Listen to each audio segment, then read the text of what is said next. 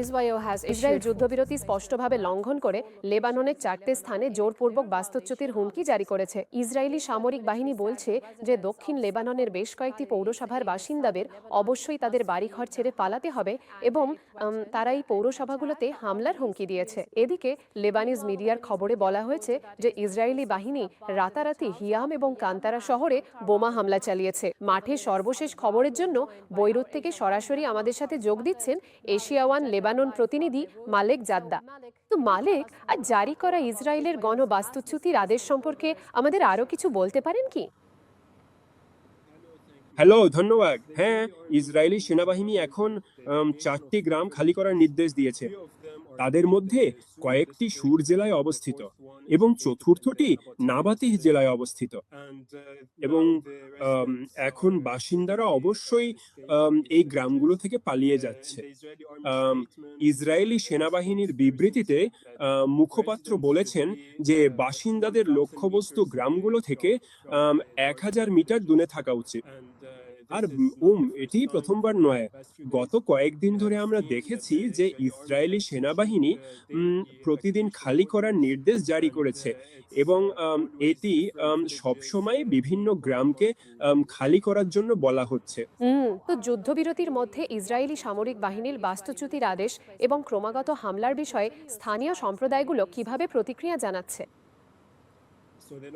তো স্থানীয় সম্প্রদায়গুলো যারা ফিরে এসেছিল এরপরে যুদ্ধবিরতি যা হয়েছিল এপ্রিলের 16 তারিখে, তারা হলো প্রতিবার যখন খালি করার নির্দেশ আসে কিছু লোক থেকে যাচ্ছে কারণ তাদের যাওয়ার কোনো জায়গা নেই, যা ব্যাখ্যা করে কেন এমনকি মাঝে মাঝে খালি করার নির্দেশ সত্ত্বেও হতাহতের ঘটনা ঘটে।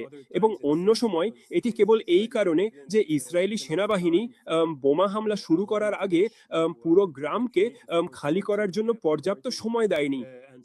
উম, এবং তাই বাসিন্দারা নিশ্চিতভাবেই খুব কঠিন পরিস্থিতির মধ্যে বাস করছে এবং তারা দক্ষিণ থেকে তাদের বাস্তুচ্যুত এলাকায় যাতায়াত করছে পরিস্থিতির ওপর নির্ভর করে, যা প্রতিদিনের ভিত্তিতে এমনকি প্রতি ঘন্টায় মূল্যায়ন করা হচ্ছে। তো মালেক, জরুরি পরিষেবা আর হাসপাতালগুলো সেখানে হতাহত ও বাস্তুচ্যুতির ঘটনা কিভাবে সামলাচ্ছে?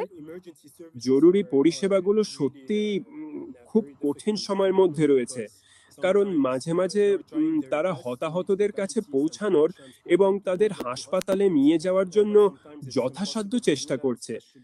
কিন্তু মাঝে মাঝে তা করা অসম্ভব হয়ে পড়ে, বিশেষ করে যে ইসরায়েলি সেনাবাহিনী একই এলাকাকে একাধিকবার এবং সারা দিন ধরে লক্ষ্যবস্তু করে এবং তারা মাঝে মাঝে উদ্ধারকারী দলকে গন্তব্যস্থলে পৌঁছাতে দেয় না।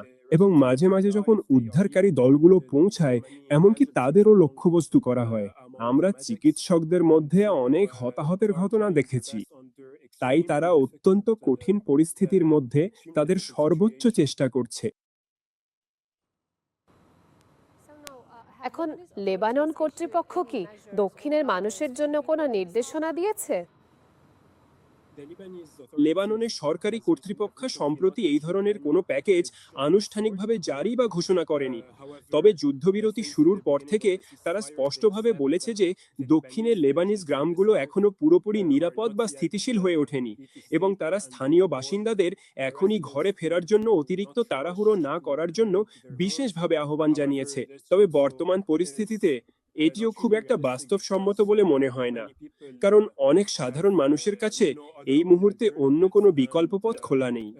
এবং অবশ্যই ইসরায়েলি হামলা পুরোপুরি বন্ধ করা এবং যুদ্ধবিরতি স্থিতিশীল করার দিকে বিশেষভাবে গুরুত্ব সহকারে মনোযোগ দেওয়া অত্যন্ত জরুরি, যাতে পরিস্থিতি সাধারণ মানুষের ফিরে আসার এবং নিরাপদে তাদের নিজেদের বাড়িতে থাকার জন্য সম্পূর্ণ নিরাপদ ও অনুকূল হয়।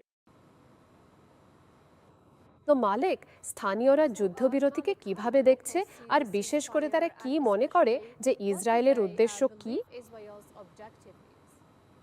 আসলে পরিস্থিতি এমন যে স্থানীয়রা দেখছে যুদ্ধবিরতি কার্যকর হচ্ছে না। তারা এমনকি এটাকে যুদ্ধবিরতি হিসেবেও স্বীকার করতে চাইছে না, কারণ ইসরায়েল আসলে প্রতি ঘন্টায় দক্ষিণ লেবাননের বিভিন্ন স্থানে লক্ষ্যবস্তু করে হামলা চালাচ্ছে। এই মুহূর্তে আমরা দক্ষিণ লেবাননের বেশ কয়েকটি এলাকা লক্ষ্য করে অনেক ইসরায়েলি বিমান হামলার কথা শুনেছি। এখন হয়তো দক্ষিণের বাইরের কিছু মানুষ বেশি অনুভব করছে যে যুদ্ধবিরতি চলছে, কারণ যুদ্ধবিরতির পর থেকে বৈরুত বা দক্ষিণ শহর তরফে কোনো হামলা হয়নি। তবে একটি যুদ্ধবিরতি চুক্তি সমস্ত লেবানিজ ভূখণ্ডের জন্য অবিচ্ছেদ্য হওয়া উচিত। এমন কোনো যুদ্ধবিরতি হতে পারে না যা দেশের প্রতিটি ইঞ্চি অন্তর্ভুক্ত করে না।